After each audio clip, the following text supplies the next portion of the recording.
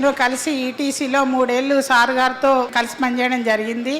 అది నేను నా అదృష్టంగా భావిస్తాను. నేను చాలా విషయాలు తెలుసుకున్నాను సార్ నుండి. నేను డిపార్ట్మెంట్కి వచ్చి 22 సంవత్సరాలు అవుతుంది దాదాపు. నేను డిపార్ట్మెంట్లో గురువులుగా చాలా అతి కొద్ది మందిని భావిస్తాను. అందులో మన రాఘవేంద్రరావు సార్ గారు ఒకరు. సార్ నుండి టీచింగ్ లో, ట్రైనింగ్ లో, శిక్షణలో ఇలా చాలా మెలకువలు, ఎన్నో విషయాలు, జ్ఞానాన్ని సార్ నుండి నేను పొందాను. భగవాన్ రెడ్డి సారు, నేను, రాఘవేంద్రరావు సార్ కలిసి ముగ్గురం ఒకే టైంలో మేము ఈటీసీలో పనిచేసాము. సార్, భగవాన్ రెడ్డి సార్, రాఘవేంద్రరావు సార్ మధ్యలో ఆ సంభాషణ చాలా కామెడీగా ఉంటుంది. అవన్నీ కూడా మేము అందులో పార్టిసిపేట్ అయ్యి చాలా ఆనందాన్ని కూడా పొందాము. ఇద్దరు భగవాన్ రెడ్డి సార్ నుండి, రాఘవేంద్రరావు సార్ నుండి, ఇద్దరు నుండి కూడా నేను చాలా విషయాలు తెలుసుకున్నాను. ముఖ్యంగా రాఘవేంద్రరావు సారు కొత్తలో చూసినప్పుడు అనుకున్నాను, సారు ఇంత ఉద్యోగ సంఘాల ప్రెసిడెంట్, చూస్తే చేతికి వాచ్ ఉండదు, ఉంగరం ఉండదు, ఎంత సింపుల్ గా ఉంటారు, ఎంత నిరాడంబరంగా ఉంటారు అంటే ఆయన మాటే చాలా మృదువుగా ఉంటది. ఆయన మాటే తనకు